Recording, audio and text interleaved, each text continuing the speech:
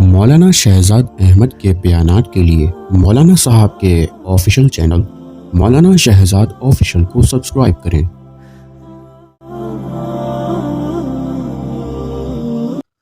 ومن أعرض عن ذكري فإن له معيشة ضنكا ونحشره يوم القيامة أعمى قال رب لم حشرتني أعمى وقد كنت بصيرا قال كذلك أتتك آياتنا فنسيتها وكذلك اليوم تنسى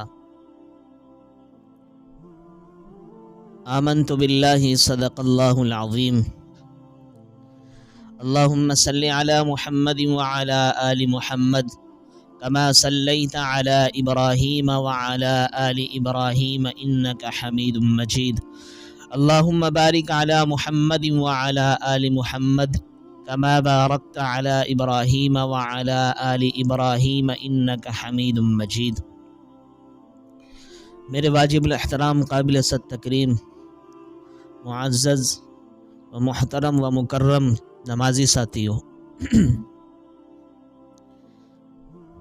آج کی اس نشست کے اندر آپ کے سامنے کچھ ایسے موضوع پر گفتگو کروں گا کہ جس موضوع کی اور جس عنوان کی بے حد ہمارے ہاں ضرورت ہے، لیکن اس کو پس پش ڈال دیا گیا ہے۔ وہ موضوع ہے قرآن کا موضوع، کہ قرآن کے حوالے سے ہمارے اندر بہت زیادہ کوتاہی پائی جاتی ہے، کمزوری پائی جاتی ہے۔ آج دیگر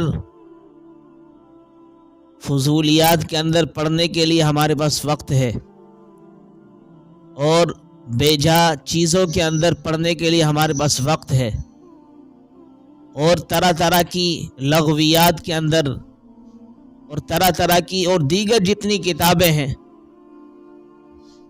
اردو کے حوالے سے ان کو پڑھنے کے لیے ہمارے پاس وقت ہے، اور دنیا کے دیگر جتنے بھی مشکل سے مشکل ترین کام ہیں اور جتنے امور ہیں ان پر ہمیں عبور حاصل کرنے کے لیے وقت ہے۔ لیکن اگر ہمارے پاس وقت نہیں، ٹائم نہیں، تو قرآن مجید کے لیے نہیں ہے، اللہ کے کلام کے لیے نہیں ہے۔ اور اتنی روگردانی کی جاتی ہے اور اتنے بے رخی کی جاتی ہے اس قرآن عظیم کے ساتھ کہ اللہ تعالی ہم سب کی حفاظت فرمائے۔ جو بندہ اس قرآن عظیم کے ساتھ تعلق کو جوڑتا ہے، اس قرآن عظیم کے ساتھ اپنا رابطہ رکھتا ہے، اس قرآن کے مطابق اپنے آپ کو چلاتا ہے، اس قرآن ہی کے مطابق اپنے آپ کو ڈھالتا ہے، اپنی اولاد کو ڈھالتا ہے، تو پھر اس قرآن کی برکت سے، اس کی عظمت کی وجہ سے، اس کی رحمت کی وجہ سے اللہ رب العالمین اس کی نسلوں کے اندر برکتیں ہی برکت عطا فرماتے ہیں۔ اس کے خاندان کے اندر اللہ رب العالمین ان کی عظمتوں کو بالاتر کر دیتے ہیں۔ پوری دنیا پھر ان کو جانتی ہے کہ یہ وہ شخص ہے کہ اس کے باپ کا تعلق قرآن کے ساتھ تھا، اس کے دادا کا تعلق قرآن کے ساتھ تھا، اس کے پردادا کا تعلق قرآن کے ساتھ تھا، اس کا خاندان قرآن والا ہے، اس کا ننیال قرآن والا ہے، اس کا ددیال قرآن والا ہے۔ لیکن ایک بہت امیر ترین باپ دادا کی اولاد میں سے ہو، اس کو تو لوگ جانتے ہیں خالی ایک پشت تک، اس کے بعد کوئی نہیں جانتا، اس کو پتہ چلتا ہے کہ فلاں وزیر اعظم کا بیٹا ہے، اس کے بعد اس کا کوئی پتہ نہیں چلتا کون ہے کیا ہے، نہ پیچھے کا پتہ ہے نہ آگے کا پتہ ہے پھر۔ لیکن ایک غریب سے غریب ہو لیکن قرآن سے اس کا تعلق ہو، قرآن اس کی نسل کے اندر ہو، تو اللہ تعالیٰ اس کی نسل کے اندر اس کو پے در پہ سرایت کرتا چلا جاتا ہے۔ پھر آدمی اس کو پہچانتے کہ یہ بھائی قاری یاسین صاحب فیصل آباد والے، ان کا بیٹا ہے۔ اچھا فرمائے کہ پھر ان کا بیٹا ہے، ان کے بیٹے کا یہ بیٹا ہے، پھر ان کے بیٹے کا بیٹا ہے، یہ یہاں تک کہ پڑپوتے تک بات چلے جاتی ہے۔ لیکن وہی قرآن کا تعلق پرانا ہوتا ہے نا، اس لیے سب پوری دنیا اس کو جانتی ہے. ایک تو یہ دنیا کے اعتبار سے چھوٹی سی آپ کو مثال دی عظمت کی، اگر یہ نہ بھی ہو تو ہمیں کوئی اس سے کوئی سروکار نہیں ہے. اصل عظمت تو اللہ رب العالمین کے ہاں ہونی چاہیے. لیکن بتایا یہ رہتا ہے کہ بہت سے لوگ سمجھتے ہیں کہ شاید کہ قرآن والا، حدیث والا، دیندار، اس کو خالی اللہ کے ہاں ہی عظمت ملتی ہے، دنیا میں نہیں ملتی. نہیں میرے عزیزو، یہ ہماری غلط فہمی ہے، یہ ہماری غلط سوچ ہے کہ دنیا کے اندر اس کو تعظیم نہیں ملتی، عظمت نہیں ملتی. دنیا ہی کے اندر بھی عظمت اللہ اس کو دیتے ہیں، اور ایسی عظمت دیتے ہیں، ایسی عظمت دیتے ہیں، اچھا کھلاتے ہیں، اچھا پلاتے ہیں، اور اچھا لوگوں کے سامنے اس کی عزت کو بالکل بالا تر رکھتے ہیں. اور آخرت میں اللہ کے ہاں تو اس کی عزت ہے ہی ہے.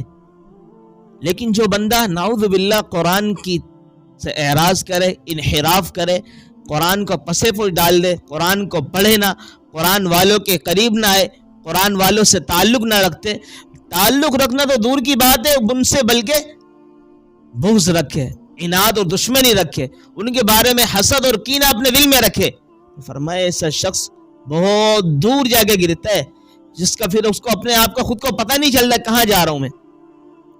وَمَن يُشَاقِقِ الرَّسُولَ مِن بَعْدِ مَا تَبَيَّنَ لَهُ الْهُدَى وَيَتَّبِعْ غَيْرَ سَبِيلِ الْمُؤْمِنِينَ نُوَلِّهِ مَا تَوَلَّى وَنُصْلِهِ جَهَنَّمَ. اللہ کا فیصلہ کہ جو بندہ اللہ کے رسول سے، اللہ سے، اس کے رسول سے دشمنی کرتا ہے، عداوت کرتا ہے، پھر اللہ کے رسول کے بعد ان کے صحابہ سے دشمنی، پھر ان کے بعد جو پوری ایک ترتیب آ رہی ہے تابعین سے، تبع تابعین سے، یہاں تک کہ عجیب، یہاں تک کہ قرآن والوں سے وہ دشمنی کر بیٹھتا ہے. یاد رکھنا، یہ قرآن سے دشمنی کرنے والا، یہ حافظ قرآن سے دشمنی کرنے والا کس سے کر رہا ہے بھائی دشمنی؟ بتائیں بھائی. یہ دشمنی ڈائریکٹ اللہ تک پہنچ رہی ہے. وہ کیسے؟ اس قرآن والے سے اس نے دشمنی کی، سمجھو یہ قرآن کی وجہ سے کر رہا ہے دشمنی. یہ حافظ قرآن ایسے ہی ہوتے ہیں، زکوٰۃ کے ٹکڑے پہ بلتے ہیں، نعوذ باللہ، اس طرح کی باتیں کرتے ہیں. یہ جو ممبر و محراب پہ بیان کرنے والے بس ایسے ہی ہوتے ہیں، مدرسوں سے زکوٰۃ کے ٹکڑوں پہ پڑھ پڑھ کر یا ممبر پہ بیٹھ جاتے ہیں، ہمارے سامنے چودراہڑ اپنا دیں. اس طرح کی باتیں کی جاتی ہیں. یہ خدا کی قسم وہ الفاظ ہیں جو میں نے اپنے کانوں سے سنے، اور دیگر کتنی باتیں ہوتی ہیں. یہ کس سے کر رہے ہیں آپ اندازہ لگاؤ، دشمنی کس سے؟ یہ اس شخص سے نہیں ہے جو ممبر پہ بیٹھا ہوا ہے، بلکہ اس قرآن کی وجہ سے نا. اس قرآن کو اس نے اپنایا ہے، اس قرآن کو سینے سے لگایا ہے، قرآن کو سینے میں محفوظ کیا ہے، اس قرآن کے مطابق اپنے آپ کو ڈھالا ہے، اس قرآن کے مطابق لوگوں کو کچھ بتاتے ہیں. تو اس لیے تو اس کی دشمنی قرآن کی وجہ سے. قرآن کی وجہ سے جب دشمنی ہوگی، ظاہر سی بات ہے یہ کس پر نازل ہوا قرآن؟ رسول اللہ صلی اللہ علیہ وسلم پر. تو ان سے دشمنی، جب اللہ کے رسول سے دشمنی ہوگی تو ظاہر سی بات ہے حضرت جبریل امین لانے والے ان سے دشمنی ہوگی. جب حضرت جبریل سے دشمنی تو سمجھا لانے کس کے واسطے لے کر آ رہے ہوں؟ اللہ رب العالمین کے واسطے لے کر آ رہے ہیں، اللہ سے ڈائریکٹ دشمنی کر رہے ہیں. جو بندہ اس طرح دشمنی کرتا ہے اللہ سے یا اس کے رسول سے یا اس قرآن والے سے، تو سمجھو کہ ڈائریکٹ اللہ سے دشمنی کر رہے ہو. پھر اللہ تعالیٰ فرمایا نصلیہ جہنم، اس کو ہم داخل کریں گے جہنم کے اندر. یاد رکھ لینا اس کا ٹھکانہ جہنم میں ہوگا. وساعت مسیرہ، اللہ نے پھر بتلایا کہ جہنم کا ٹھکانہ کیسا ہے، بہت خوبصورت ہے. کہا نہیں، بہت ہی بدترین ہے. تو اس لیے میرے عزیزو، ہمیں قرآن پر عمل کرنا چاہیے، ہمیں قرآن کو سیکھنا چاہیے، ہمیں قرآن والوں کے قریب آنا چاہیے، ہمیں قرآن والوں سے تعلق رکھنا چاہیے، ہم نے قرآن والوں سے روگردانی نہیں کرنی چاہیے، انحراف نہیں کرنا چاہیے، ان سے دشمنی نہیں کرنی چاہیے. اللہ تعالیٰ اس قرآن عظیم کی اس آیت مقدسہ میں جو آپ کے سامنے تلاوت کی، کیا فرما رہے؟ وَمَنْ أَعْرَضَ عَنْ ذِكْرِي. اللہ اکبر. اللہ نے یہاں پہ ذکر سے مراد قرآن لیا ہے. اللہ فرما رہے اس میرے ذکر سے مراد قرآن ہے. جو میرے قرآن سے اعراض کرے گا، روگردانی کرے گا، انحراف کرے گا، جو اس قرآن والے سے روگردانی کرے گا، اس قرآن والے سے دشمنی کرے گا، اس قرآن والے سے بغض و عناد رکھے گا، اس قرآن والے سے حسد و کینہ رکھے گا، فرمایا کہ وہ شخص کے لیے میں دو بہت خطرناک طریقے سے عذاب میں مبتلا کروں گا. ان کو دو خطرناک طریقے سے عذاب دوں گا ان کو.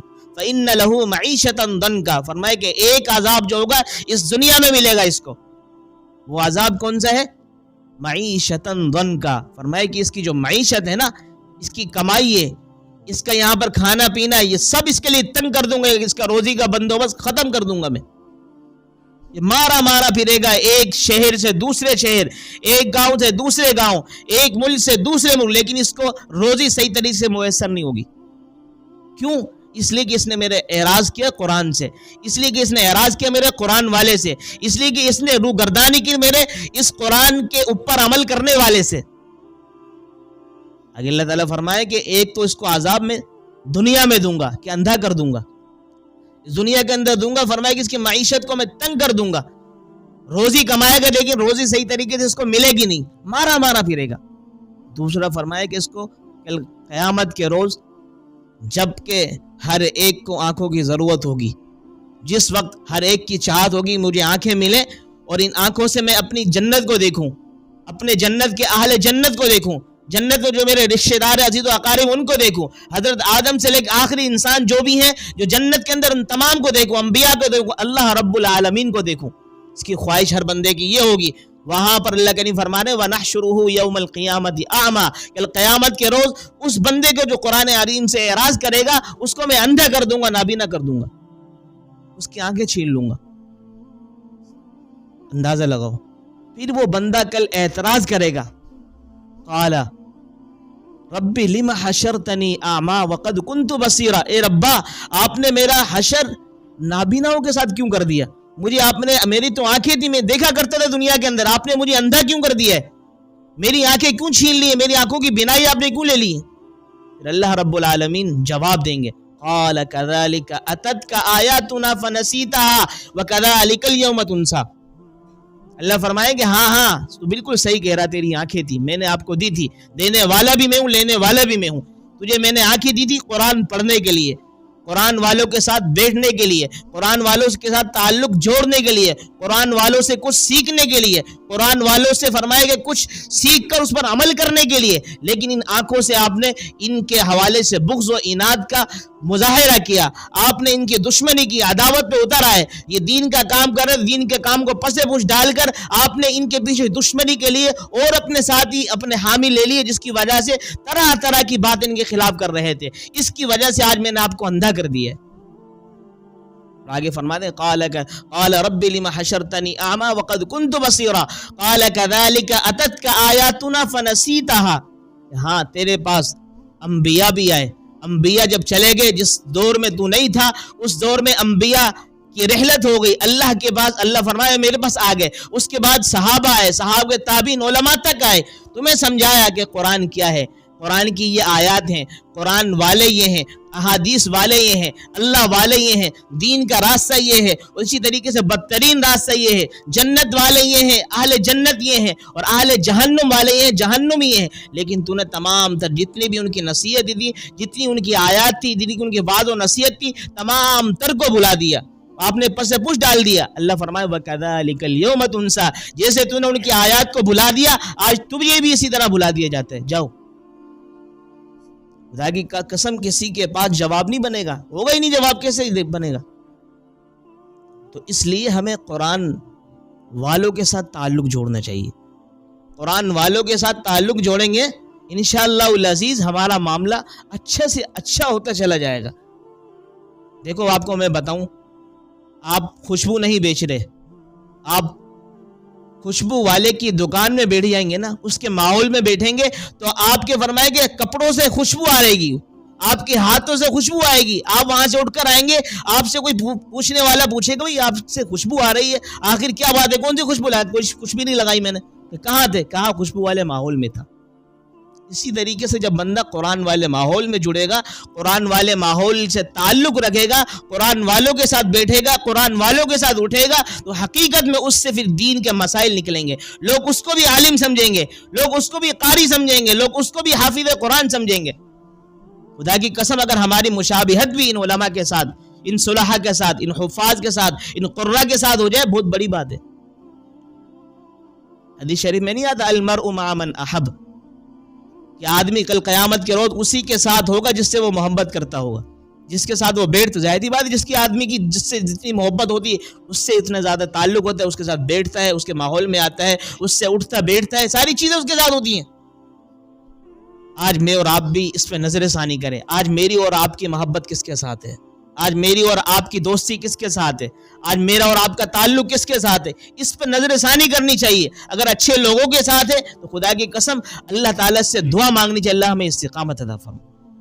اگر اچھے لوگوں کے ساتھ نہیں ہے تو ہمیں استغفار کرنا چاہیے اور توبہ کرنی چاہیے. اللہ کریم ہم نے اپنی جو زندگی کا اتنا حصہ تھا بہت گناہوں کے دلدل میں ہم نے گزار دیا ہے. اب اللہ کریم اس آخر کی جو ہماری زندگی آگے کی، اس پہ توبہ طائب ہو کر ہم آپ سے استقامت مانگتے ہوئے نیک لوگوں کے ساتھ بیٹھ کر اور ان کے ساتھ اٹھنا بیٹھنا رکھیں گے. اللہ ہمیں استقامت عطا فرما. اس طرح کی دعائیں کرنی ہے اور اللہ تعالیٰ سے مانگو. خدا کی قسم جو بندہ قرآن کے ماحول سے دور جاتا ہے نا، بہت دور چلا جاتا ہے. آپ کو بتایا اتنا دور چلا جاتا ہے، اللہ فرماتے ہیں نسلی جہنم میں ڈال دیتا ہوں پھر میں اس کو. میرے عزیزو ہمیں قرآن، اب دیکھو ہمارے ہاں عصر میں یہاں درس ہوتا ہے، یقین کیجئے 2.5 سے 3 منٹ کا ہوتے سے زیادہ نہیں ہوتا. میں کوشش کرتا ہوں کہ 2.5 منٹ کے اندر اس کو ختم کر دوں. ایک حدیث یا اسی طریقے سے ایک آیت، اس کا مختصر ترجمہ، اس میں مختصر جو سمجھ میں آ رہا ہوتا ہے مفہوم آپ کے سامنے بیان کیے، اس میں سے بھی آدھا مجمع اٹھ کے چلا جاتا ہے. پھر بعد میں کوئی مسئلہ آتا ہے کہ یار بیوی کا مسئلہ ہو گیا، طلاق اس کو میں نے دے دی فلا فلا. ہم نے کہا اگر آپ درس میں بیٹھتے تو آپ کو پتہ چل جاتا ہے بیوی کے حقوق کیا ہیں، شوہر کے حقوق کیا ہیں. آپ بیٹھتے نہیں ہیں درس میں، اب جو مسئلے خراب ہو رہے ہیں. اگر روزانہ ایک مسئلہ بھی آگے سمجھیں گے تو مہینے میں 30 دن ہیں. 30 دن کے اندر سمجھو کہ اگر 20 دن ہمارے ہاں درس ہوتا ہے مثال کے طور پر، 20 مسائل تو آپ کے پاس ذہن نشین ہو جائیں گے نا. لیکن جب ہم بیٹھیں گے نہیں ماحول میں، یہ تو میں ایک چھوٹی سی مثال دے رہا ہوں، جب 2.5-3 منٹ بیٹھنے کے لیے تیار نہیں ہے بندہ، آدھا گھنٹہ پونا گھنٹے درس قرآن میں کون بیٹھے گا؟ میرے عزیزو خدا کی قسم، جیسے ہمارے یہاں کاروبار کرنے کے گھروں سے آتے ہیں نا، کاروبار کرنے کے لیے ایک وقت نکال کر آتے ہیں صبح 10-11 بجے، تو رات کو 10-11 بجے گھر پہ پہنچتے ہیں. سمجھو پورے تقریباً 10 سے 12 گھنٹے بنتے ہیں. جب اس کے لیے اتنا وقت نکال سکتے تو اللہ کے قرآن کے لیے، رسول اللہ کے فرمان کے لیے آدھا پونا گھنٹہ نہیں نکال سکتے ہم؟